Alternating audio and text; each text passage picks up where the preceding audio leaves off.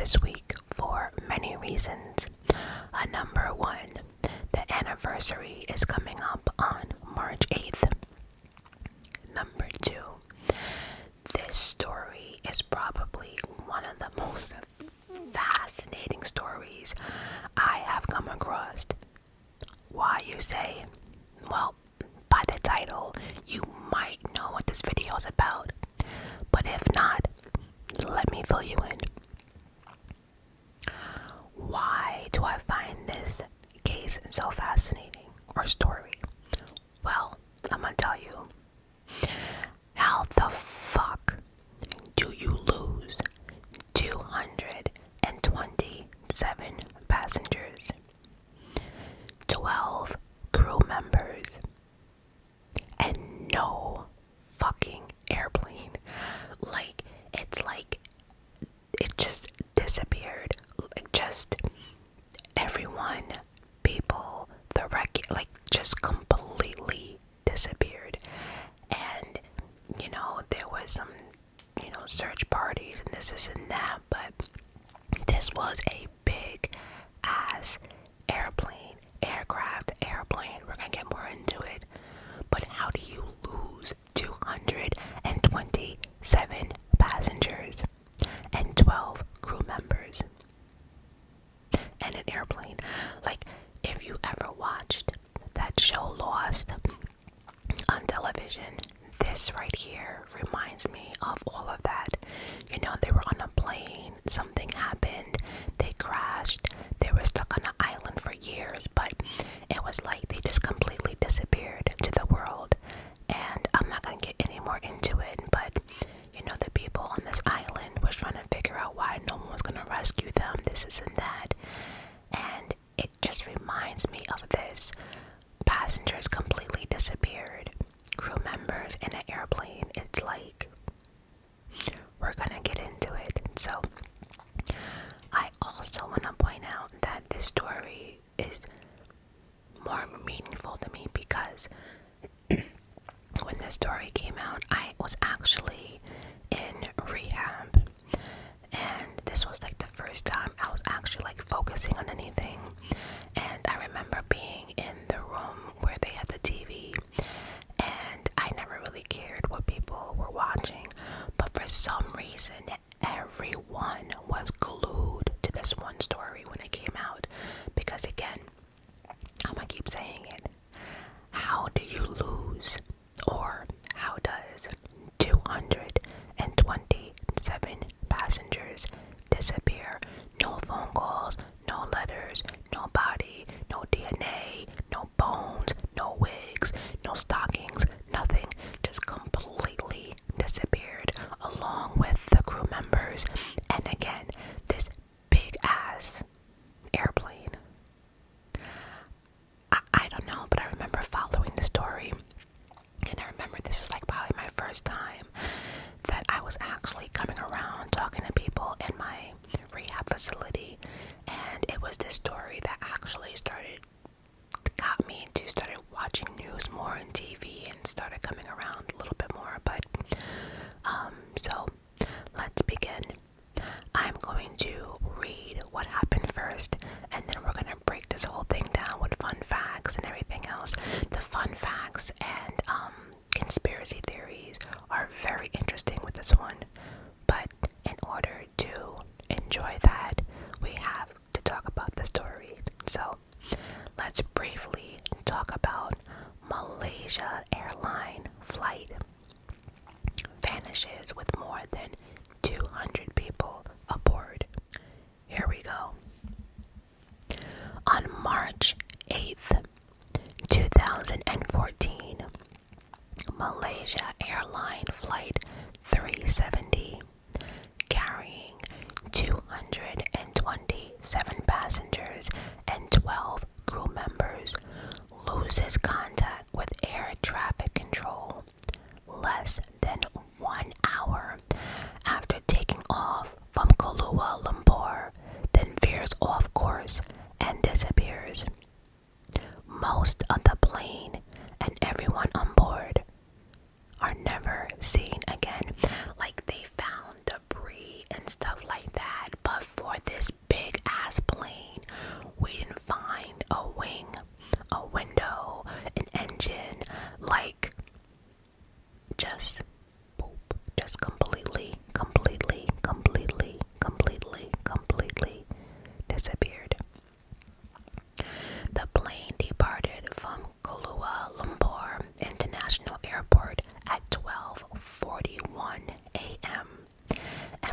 scheduled to arrive in Beijing Capital International Airport at 6:30 a.m.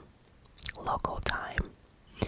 However, at 1:07 a.m., the aircraft's last automated position report was sent, and at 1:19 a.m., what turned out to be the final voice transmission from the cockpit of the doomed jetliner was relayed to air traffic controls, and they said, "Good night, Malaysia 370," a message that suggested nothing was wrong at all. Nothing was wrong. Nothing was wrong. About 1 hour after Flight 370 was scheduled to land in Beijing, Malaysia Airlines announced it was missing. Prior to the aircraft's mysterious disappearance, it had been flying seamlessly without incident. There was no distress signal, distress call from the plane. There was no report of bad weather. There was no report of technical problems. Nothing. And I think that's why it just fascinates me, because at least, like, if there was a problem, like, we heard the captain saying, bad weather, something, but like, when everything was running smoothly, and then, like, it just disappeared. The search for Flight 370 initially was centered on the Gulf of Thailand, where the plane was traveling when radar contact was lost. Investigators looked into the possibility of terrorist involvement in the plane's disappearance, and especially like after 9/11, of course, that's the first thing everyone thought about when the story first came out, that it was terrorists. Investigators looked into the possibility of terrorist involvement in the plane's disappearance after it was discovered that 2 passengers had been using stolen passports. However, this theory, at least in relation to the 2 men, soon was determined to be unlikely. The people aboard Flight 370 represented 15 nations, so it just wasn't like United States flight or a China flight or whatever. It represented 15 nations. More than half the passengers from China, and 3 were from the United States.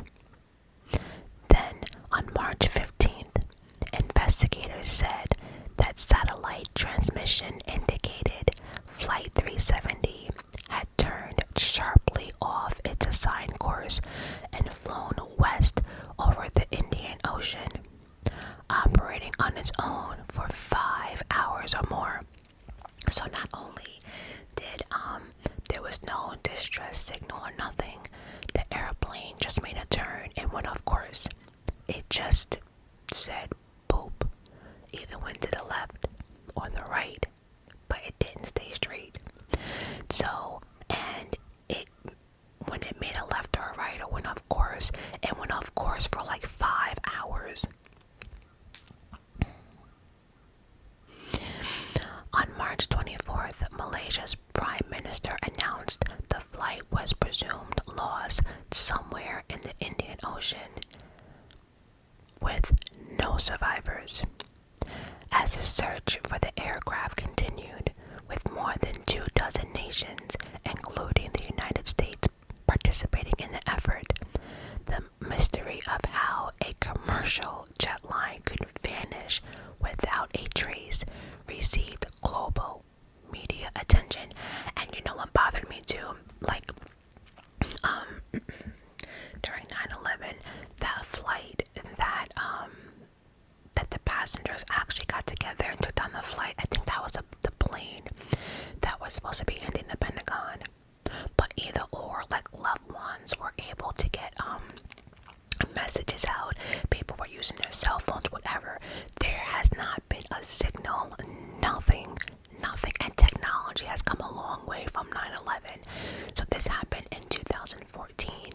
So no one called loved ones. No one said, something's wrong. Nothing. Absolutely nothing. No one has heard shit. In June 2014, Australian officials involved in the investigation said radar records suggested Flight 370 likely was flying on autopilot for hours before it ran out of fuel and crashed into the southern Indian Ocean. But see, here's the thing, right? Nobody called anybody. Like, I just feel as if something happened either really, really fast and nobody was able to react. Because if a plane is flying off course for 5 hours, like, nobody was playing games, nobody was watching movies.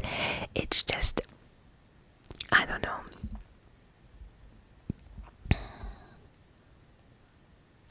The officials did not publicly speculate about who put the plane on autopilot after it veered off course or why, although they did indicate it was possible the crew and passengers had become unresponsive due to, oxygen loss. So they're saying that maybe the plane was going high, and after a certain altitude, your brain just loses consciousness, like it's just too much. So, with no oxygen, you just kind of fall into a deep sleep. So that could be a reason why nobody was able to call anybody, because everybody just passed out. But see, here's the thing though, there's been no records that the airline has gone that went up so far. There's records that it went off course, but not like going further up in the air. I could be wrong. But again, like I said, there's no explanation for what might have caused the oxygen being deprived.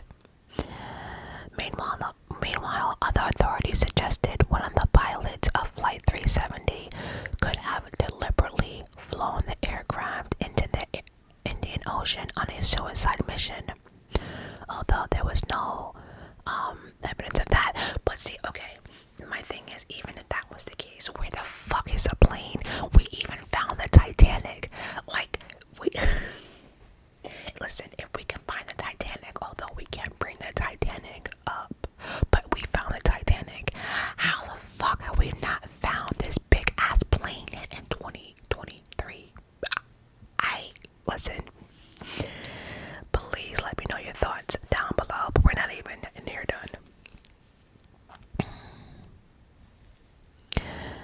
Okay, throughout 2015 and 2016, debris. The fuck is debris? I need an engine. I need a wing. I need the nose of the plane. Like, I don't want no fucking debris. I'm sorry, I don't want it. Nope. Okay, throughout 2015 and 2016, debris from the aircraft washed ashore on the western Indian Ocean, but the fate of Flight 370 remains a mystery. And this happened in like 2014. So you're trying to tell me the only thing we found from then is debris? The fuck? On July 17th, 2014, 4 months after Flight 370 vanished, tragic struck again for Malaysia Airline when one of its planes was shot down over eastern Ukraine near the Russian border. All 298 people aboard the aircraft, also a Boeing 777, perished.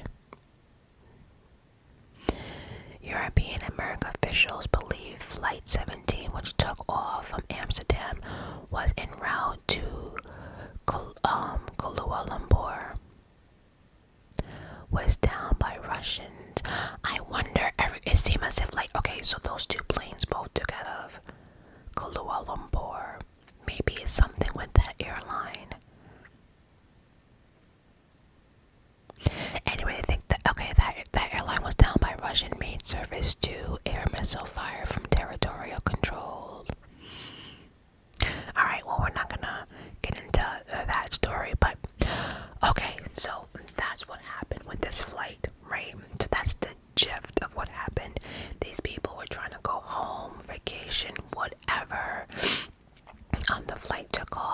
was no weather issues, there was no technical issues, nothing from the captain, nothing from the passengers, no one saying we're in this. I don't know, it's just really, really weird. But we're now going to dive into some fun facts and what we have learned so far since this incident. So now we're going to dive into more conspiracy theories, things we have found out since then. You know, it is an enigma like no other.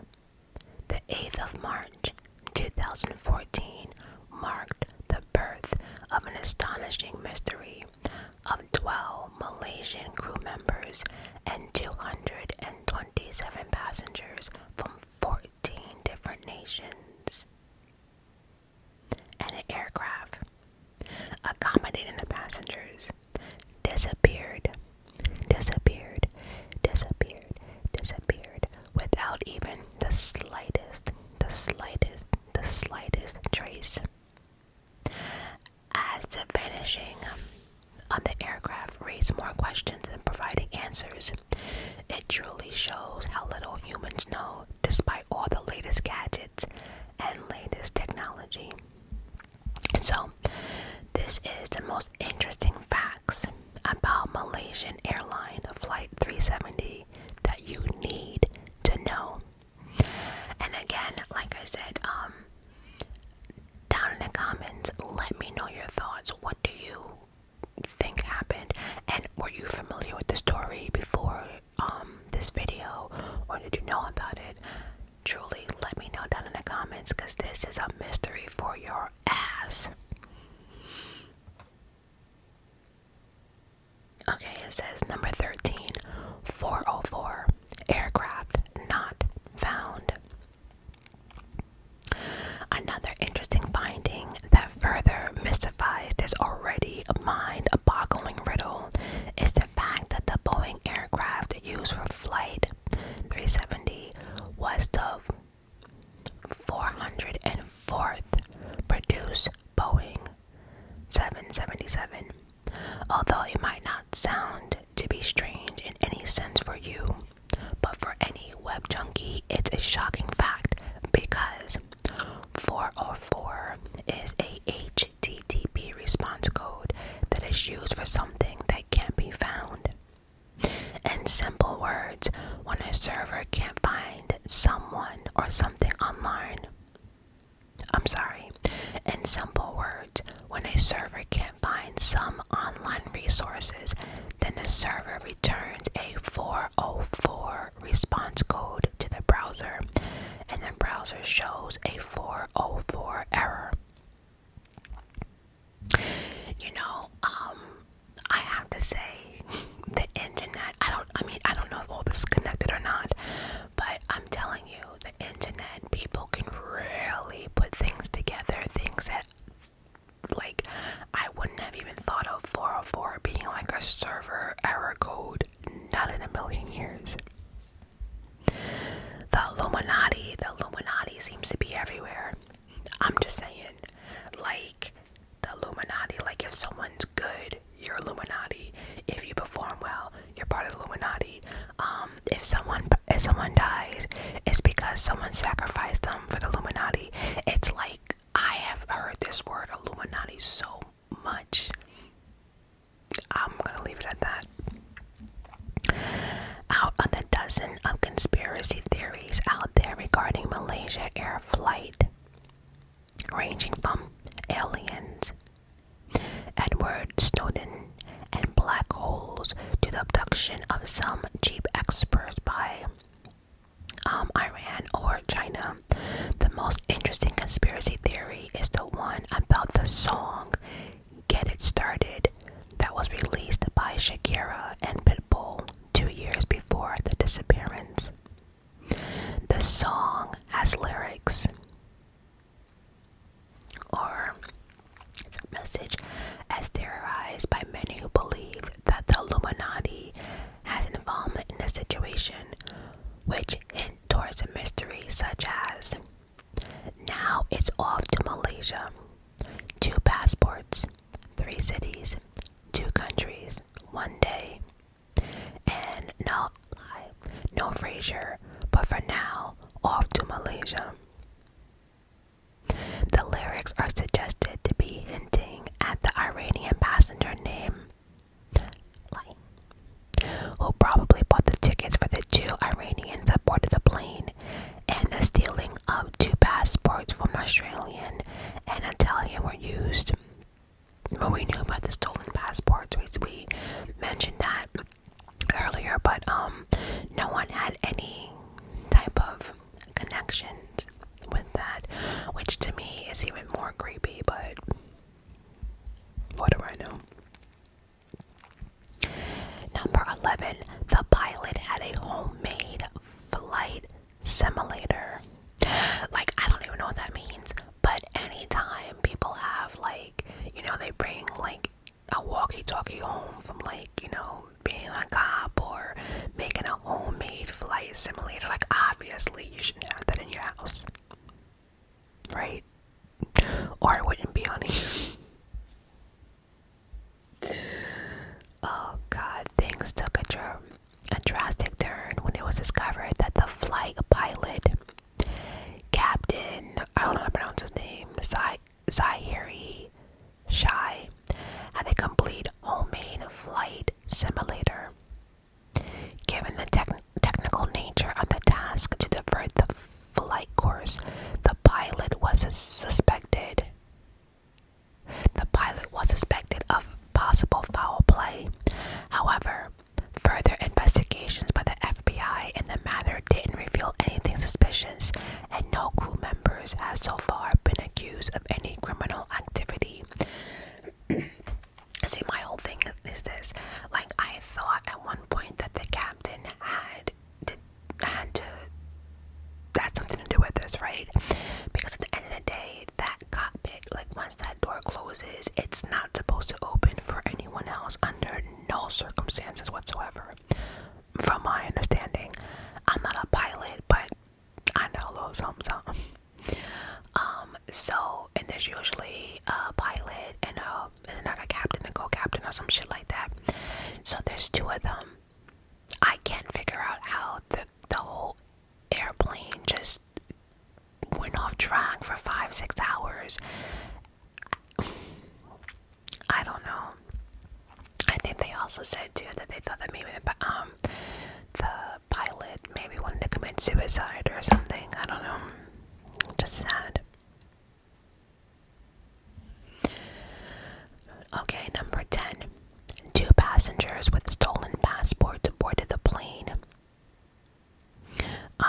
As per Interpol, 2 Iranians, I cannot pronounce the name, but 2 men boarded the plane with stolen passports. Given their Iranian nationality and their use of stolen passports to board the plane, terrorism was quickly speculated. But the reason for vanishing of Malaysia, like, this is the thing, like, hijacking, ransom, it's like this plane was so just out of the ordinary, and like I said, what they say, like 14 nations were on that plane, so it wasn't like just an American plane, or, you know, a plane just from China or Japan or whatever, you know. I honestly, to be honest, I think I would take the pilot committing suicide over a terrorist attack, I think, for me, because there was no ransom, no one called about nothing, it just vanished. Again, y'all better watch Lost. I know a lot of y'all gonna be watching Lost, by the way.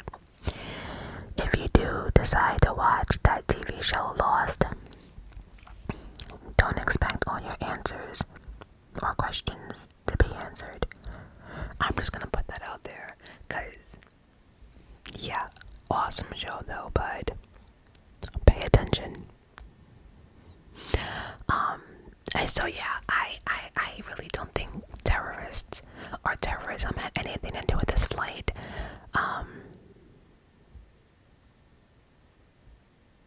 Dennis's further investigation into the matter, however, revealed that the 2 Iranians were simply trying to slip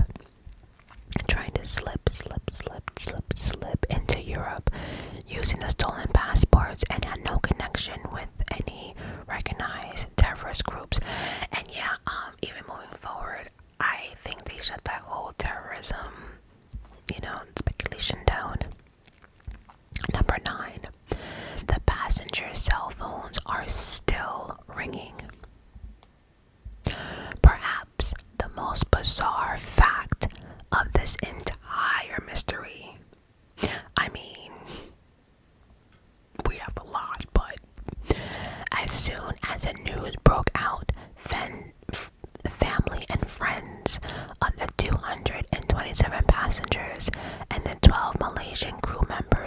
Worried about their safety, of course, the loved ones began calling their phones. That's what I'm saying. Like, this wasn't so far back that we didn't have like cell phones and stuff, right? Again, nobody was able to call. The cell phones were initially ringing, which gave hope to families that the passengers on the ill-fated flight may be still alive somewhere. Though, unfortunately, the theory was quickly discarded by experts, as it is common to get a ring while the network searches for connection, even if the mobile phone you have called is completely destroyed.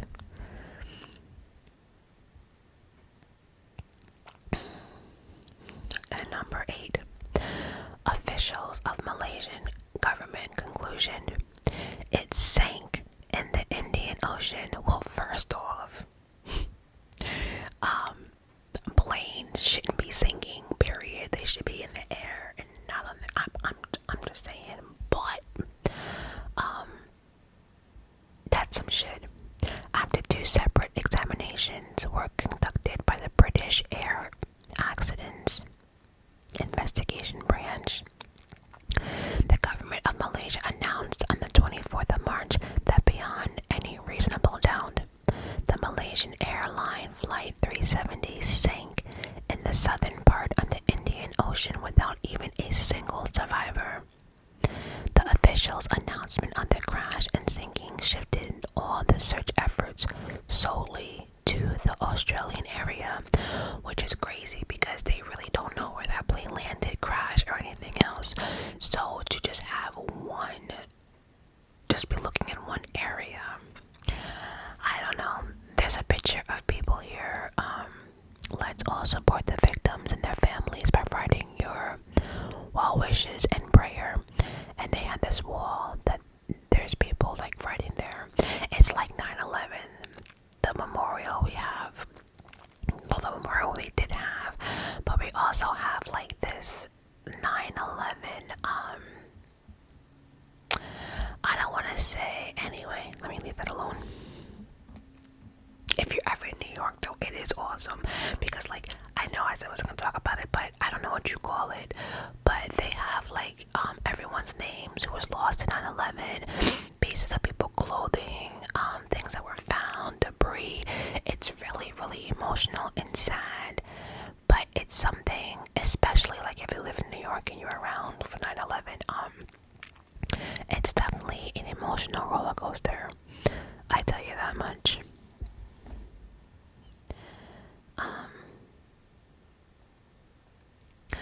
The plane's black box recorders are not giving signals.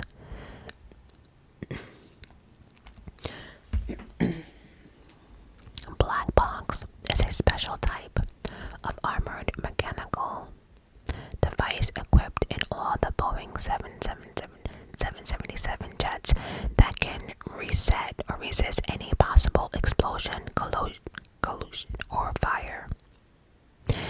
It records all the flight data and the conversation that takes place in the cockpit, and in case of hijack, a black box transmits signals up to 30 days. That's interesting.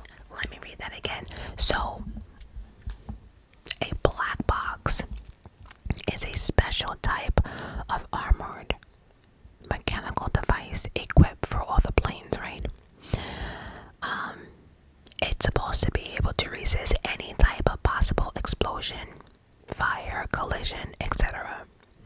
It records all the flight data and the conversations that take place inside the cockpit. And in case of hijacking, a black box transmits signals for up to 30 days. What puzzles the search team most is the fact that the black box of the Malaysian Air Flight 370 is not transmitting any signals at all, meaning that the device was either manually disabled somehow or destroyed, which is really unusual. A Chinese ship, however, recently detected some signals that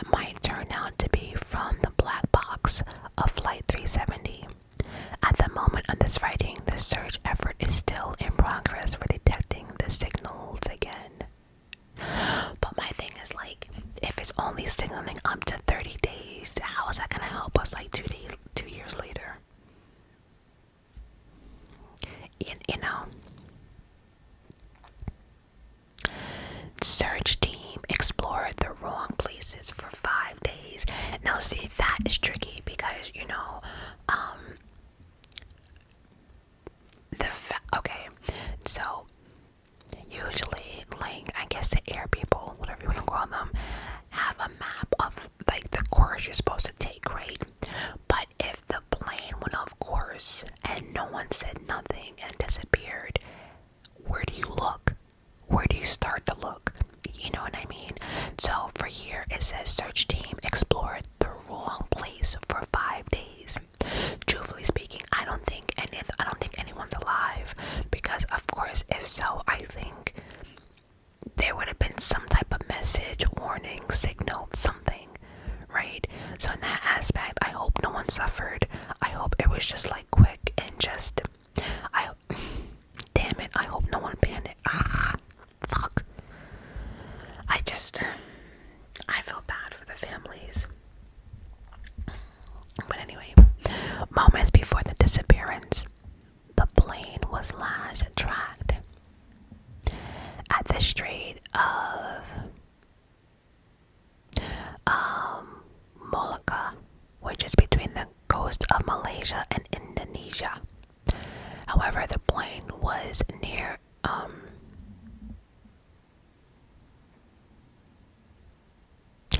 how did it get to Vietnam at the time when the transponder ceased to function? Then for the first 5 days of the search, the teams explored near the Vietnam instead of the... You know what? I can't even blame anyone for this one because, we're flying over oceans. And like I said, the plane went off course. And so, it's like looking for a needle in the ocean. Right? Number 5. 4 passengers deliberately didn't board the plane. Normally, missing a flight is the lowest a person can go while being in an airport, but in the case of Malaysian Airline Flight 370, the passengers who didn't board the plane feel pretty good about it. Initial reports suggested that 5 mysterious passengers checked in but didn't board the flight before the takeoff. Further investigations, however, debunked earlier reports, as it turned out that there were only 4 passengers who never appeared to check in the flight due to personal reasons. One of them even published several tweets on Twitter about missing the flight. Could you imagine though, like, you were supposed to be on that plane and you didn't make it for some reason and you hear this? I couldn't even. The plane deviated from its planned path. Careful research of Malaysian Air Flight 370 after its shocking disappearance revealed that the flight took an abrupt U-turn. While being above the area where the South China Sea meets the Gulf of Thailand. After a few disbeliefs initially,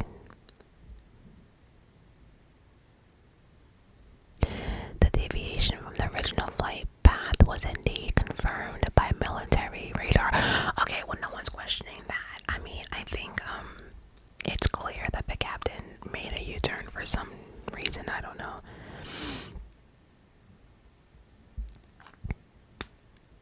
Okay, number 3. Hijacked planes don't disappear from radar. Despite many theories suggesting that the hijacking of the plane, similar to 1977's Malaysian Air Flight 653, is the answer to the mystery, it seems highly unlikely. The hijacking theory fails to explain the immediate disappearance of the aircraft from the radar while it was cruising at around 35,000 feet. If the possible hijackers disabled the transponder of the plane, then the plane still could have been been located due to the signal mechanism involving passive radars. In other words, the Doppler effect. Moreover, the jet requires a huge runway to land, and it is impossible for any hijacker to hide such a huge jumbo jet from sighting in an airport that can support a Boeing 777 landing. Further, hijacking is usually done for ransom or some demand, and no such contact has ever been made by anyone with safety rules or, damn it. Number 2, the location of disappearance is not unknown. With the help of air traffic controllers, the location of airplanes throughout the course of travels are kept on record. Despite the fact that the transponder on Flight 370 was deliberately shut off, the last location, speed, and altitude of the aircraft are known was certain. Despite all the availability of this information, manpower, expertise, etc., it is alarming fact that not even a single bit of the missing Malaysian airline has been found. That's what I'm saying. Like, fuck debris. I need a window. I need a wing. I need, no.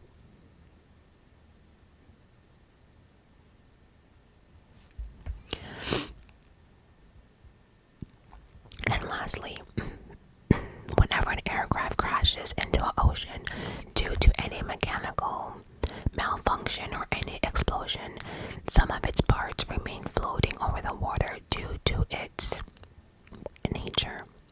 Right? Things will float. Like, we've all seen movies before. Come on, we know things float in the ocean. However, in the case of Malaysian Air Flight 370, no such debris has ever been located in any ocean nearby, adding a ton of confusion to the disappearance mystery. A couple of close calls were made when some objects were spotted by satellites, but none turned out to be the Flight 370 wreckage. Then it says here, what are your thoughts on the mystery surrounding Malaysian Air Flight 370?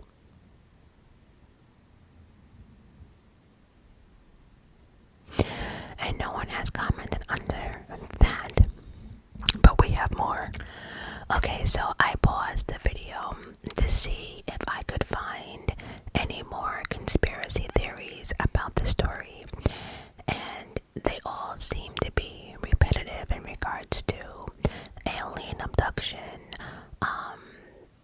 the Bermuda Triangle, although I thought that was on the wrong side of the map.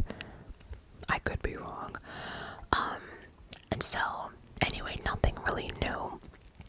But as I was looking, I remember in the beginning of the video, I was like, fuck debris. I need a wing, a door, or something. Well, we got one. And I'm gonna read up what has washed up as of today. And if you are interested in this story, Netflix is doing a limited series. They're actually dropping it on March 8th, which is the anniversary of the craft disappearing. So if you are interested in the story, Netflix will be dropping that on March 8th. So I definitely will be watching. But yes, and then after I read this, I'm gonna give my personal opinion on what I think actually happened. And so, a newly discovered piece of debris from the Malaysia flight suggested that the pilot lowered the plane's landing gear just before it plunged into the ocean, supporting the theory that the aircraft was crashed deliberately.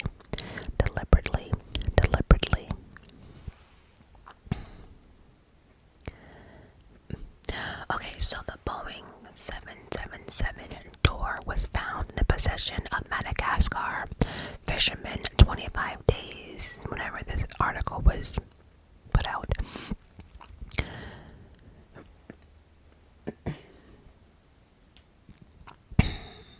You found a position, okay. The first physical evidence suggesting one of the pilots purposely tried to destroy and sink the Malaysian airline jet with 239 passengers and crew on board.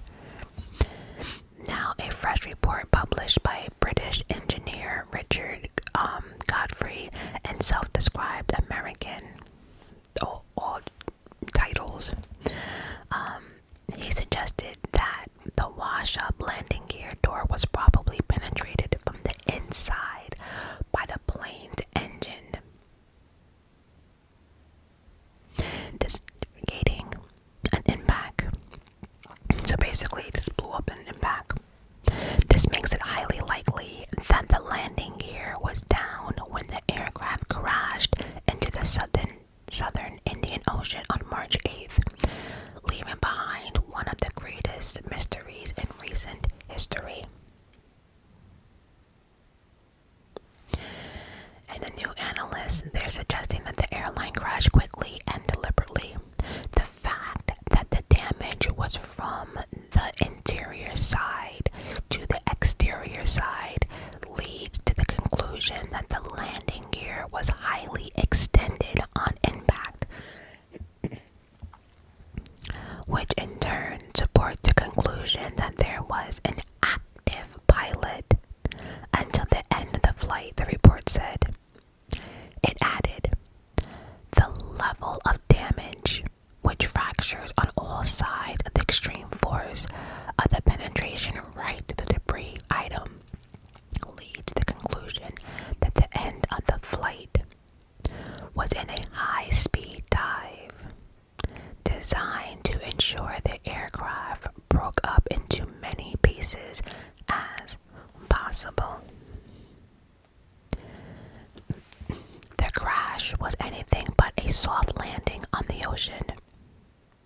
The report claims a combination of high-speed impact designed to break up the aircraft and the extending landing gear designed to sink the aircraft as quickly as possible. Both shows a clear intent to hide the evidence of the crash. Pilots do not usually lower the undercarriage if they have to perform an emergency landing on water, as the extended landing gear will dig into the water and disrupt contact with the surface, increasing chances that the aircraft will break up. While 4 pieces of debris thought to belong to the missing aircraft has been discovered on the same beach, the door is the first to offer real clues into what happened in 2014. That's what I'm saying. Like, I didn't need little stuff. I needed big items like a fucking door. 19 pieces of wreckage have so far washed ashore in Madagascar and have been handed to the authorities. I do know upon research, they did say that there was a lot of major storms. See, here's a problem. Because it's the ocean and so big, there were so many storms that we're not really sure which way all this debris has washed up, right? Hurricanes, we've had tsunami, like we've had so much happen that it is difficult to really figure out which way the debris came. But at least 19 pieces. The latest find, the damaged landing gear door, was discovered at the home of a fisherman who discovered the washed up part on the shore. In March 2017, in the wake of a tropical storm, Fernando, the fisherman guarded the debris for more than 5 years, obviously, oblivious of its existence. So what they're saying is that this man has been collecting like debris, but maybe heard of the story. Maybe he really did not know what was going on, but he kept it in his large yard, and his wife used it as a washing board, and he admitted he had no idea what it was. Okay, so let me just, before I do my conclusion, that was it. But my conclusion, okay, again, as doing further research, I honestly 100% believe that the pilot or one of the pilots had something to do with this. Now, there was a senior pilot, and then we had I think it said like after this flight he would have completed all the flights that he needed, and then I guess he can like fly on his own. He would no longer have been like the co-pilot or whatever. So you had a senior one, and you had one that was just under, I guess, his flights, right? Many people were focusing on the pilot because, you know, at the end of the day, like I said, you can't hide a aircraft and all this stuff. You know, there is, remember, all these people went to the airport. We have names, we have everything on it. But I also noticed that that theory with the pilot quickly, I don't know, it kind of went away fast, because people were saying, oh, well, you know, he seemed happy, he seemed this, he seemed that. And, you know, at the end of the day, you don't know. We don't know. Like, that dancer, Twitch, that committed suicide just brings a whole new light, right? I would never have thought in a million years that someone like Twitch would take his own life, right? He was happy. Well, he seemed happy on camera. He had a beautiful wife, a beautiful home, had kids. He had no financial issues, nothing. And then, you know, even with TMZ, like anyone caught him out, he was always happy, dancing, all of it, right? But then one day he just got up, grabbed a gun, went to the hotel room and shot himself. Excuse me. Yeah, and just shot himself. So, you know, I think for me, that shocked me the most, because nobody had a clue that he was depressed or had anything going on, right? So this is where the whole, once again, mental health is so important, because, you know, like, they just proved, you know, that the debris that they found, someone actually, okay, so anyway, I just want to say that, you know, when people say, oh, he seemed happy, couldn't have been him, don't let that fool you. People have a way of showing the world there's nothing wrong, and then deep down they're like crying, right? So, you know, people can have, all I'm saying is, like, people can say they're the perfect light, but you just never know what's going on in their mind. That being said, when I read the article earlier, it said that when the captain did a detour, right, and went off charts, I'm not sure if I read it in the video or like off when I was doing my research, but it also said that for someone to do that had to be a skilled pilot, right? So the pilot that we're talking about was a senior. He was well respected, this and that, but my point is, only one person would have known how to deviate off course, right? The other guy would not have known that, right? So that's clue number one. Number two, the fact that, like, you know, the landing gear was put in to ensure that the aircraft sunk fast. See, that right there, just for me, it made me feel like, okay, the pilot was going through some stuff, right? And he wanted to end it all. But he didn't want, like, his family to be dragged down. He didn't want to be known as, or have his family left behind, that your husband killed, you know, 200 and something people. So I feel as if he did it this way because he wanted this mystery.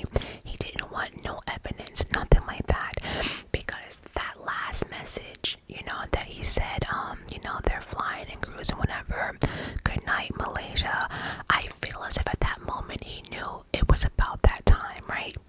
And so when he said goodnight, I feel as if, I don't know, this is just my theory though, I feel as if he went all the way up as far as he could before he passed out, right? So then all the passengers would be knocked out. I actually believe that. I actually don't think that he wanted to hurt anybody. I don't think he wanted anyone to suffer, because again, it is very hard for you to silence so many people, right? And between the cockpit not being able to be open and the black box, there's just like so many different things. There was no weather issues, weather reports, none of it, right? So why would this man want to bring a whole plane down? I don't know. But you remember that I mentioned, right? And I believe this. I believe that he sat there and thought about it and was like, wait a minute. I remember during 9/11 when the plane got hijacked, and the passengers fought for their life. And although they died, they wanted to make sure that the hijackers were not going to they were going to mess up the hijackers' plan, basically. And they were trying to prevent the plane from crashing into the Pentagon. But the point is like, I feel as if he had to, this was like his perfect opportunity, right? This long flight. It was quiet at night. People were tired. It was a mixture of everything. Because like I said, the hijacking, the fact that there was like 14 or 16 nations on the plane, I don't think it had anything to do with hijacking, right? I don't. Because even in 9/11, you know, there was a meaning behind the hijackings and the planes exploding and everything else. There was a reason, you know. But to this day, there still hasn't been any ransom or anything. So I don't think it's money, and I don't think, and well, I would say if it was American's flight, then I might say, you know, a lot of people don't like us Americans, but it wasn't even that.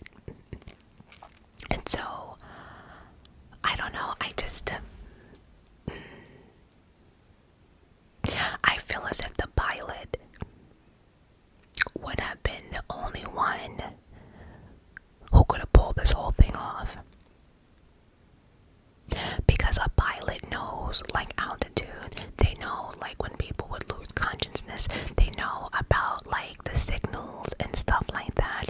And then on top of that, too, there was also like an article somewhere that said that any pilot that would have been flying the plane would have known that if the plane would have went down into the water, it wasn't built to survive that, and putting the landing gear would have been a double normal. That's like a one-on-one or rookie mistake. So all of these, like, mistakes here, mistakes there, you know, I don't know. I really do think too he was trying to keep his reputation and everything else. Like I said, it is really just so sad because, you know, so my point is too, so I feel as if like he put the plane to a certain level to knock all the passengers out, because like I said, no one called, no one was able to text, no one got a phone call out, because even on 9/11, there were still people in the air, in the airport, in the airplanes. They were giving their loved ones play-to-play. They were telling them what was going on. So back then, in 2001, if passengers were able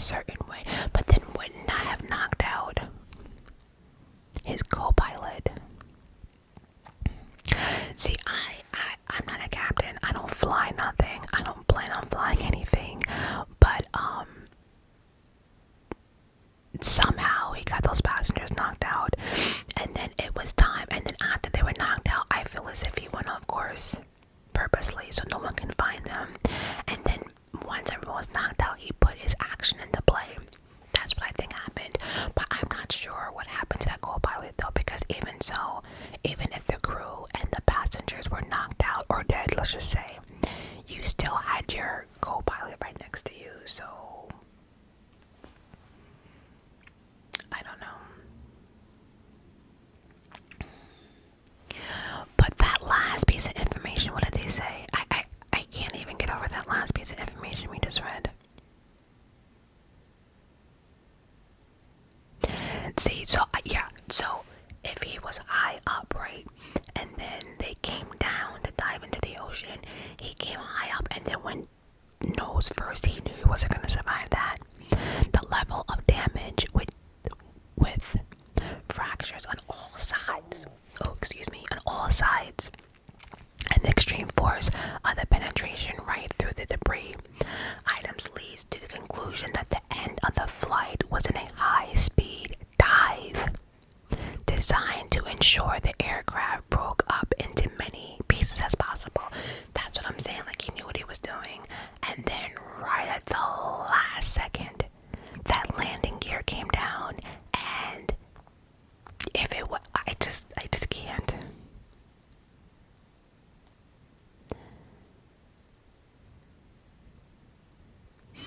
The crash of the aircraft was anything but a soft landing on the ocean. The report claims a combination of the high-speed impact designed to break up the aircraft and the extended landing gear designed to sink the aircraft as quickly as possible both show a clear intent to hide the evidence of the crash.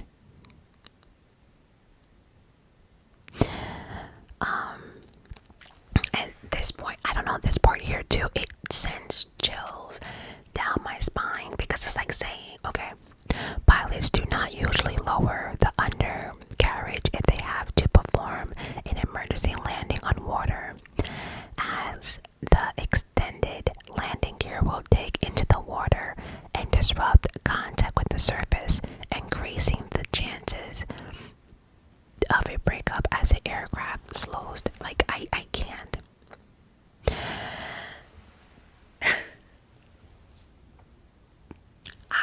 I think I'm gonna take that one. I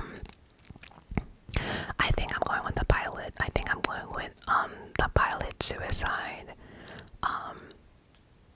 theory. Let me just see one more thing. I'm just gonna read this lastly and then I'm gonna let y'all go because I told you my theory. I think the pilot did it. Period. The end. Nothing else makes sense. But it says here that Malaysia's Prime Minister, he was around when the plane disappeared. My very, very clear understanding from the very top levels of the Malaysian government is that from very, very, very early on here, they thought it was a murder-suicide by the pilot.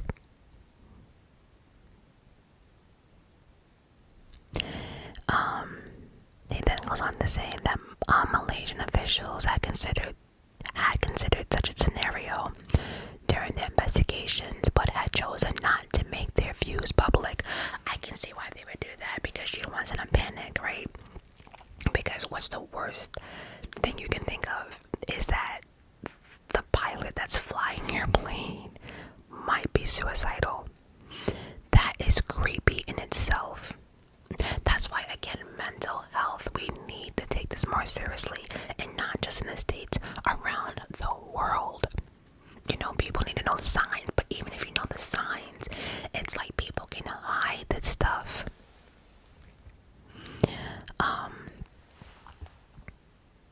It would have been deemed unfair and legally irresponsible, since the black boxes and cockpit voice recorders had not been found, and hence there was no conclusive proof whether the pilot was solely or jointly responsible.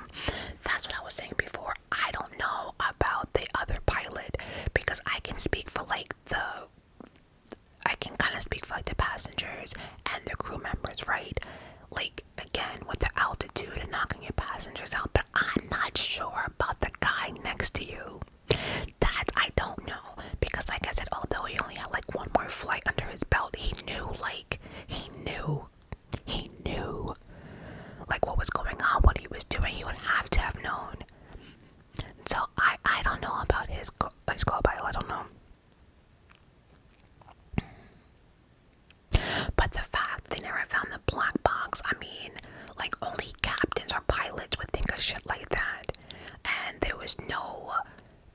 it also supposed to record their conversation in the cockpit. That was never found either. So maybe they were working it together.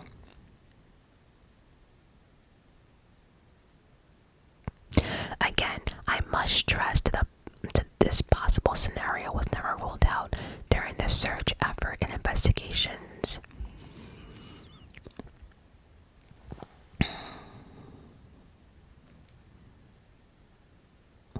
And then instead, authorities have previously said there was nothing suspicious in the captain's background, training, or mental health, but did not rule out the possibility that the aircraft had been deliberately taken off course.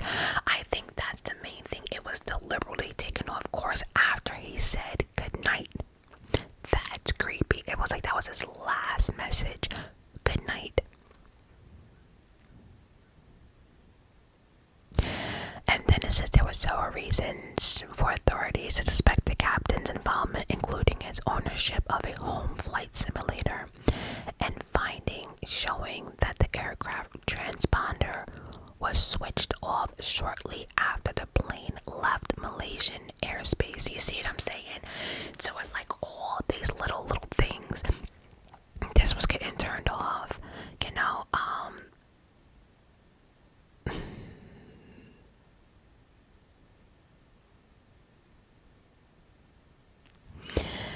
Then it says his flight became one of the world's greatest mysteries when it disappeared on its way. We knew that. Malaysia, China, and Australia called off a 2-year, estimating it over. Well, Australia spent $200 million, and the rest spent $130 million underwater search into the southern Indian Ocean in January 2017 after finding no trace of the aircraft. A second 3-month search led by U.S. firm Ocean Infinity ended similar in May 2018.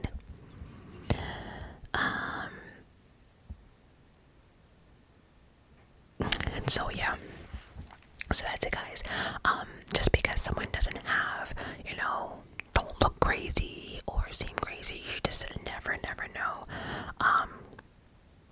On that note, guys, I love you guys for watching and listening, and as always, I'll see you next week for all new stories.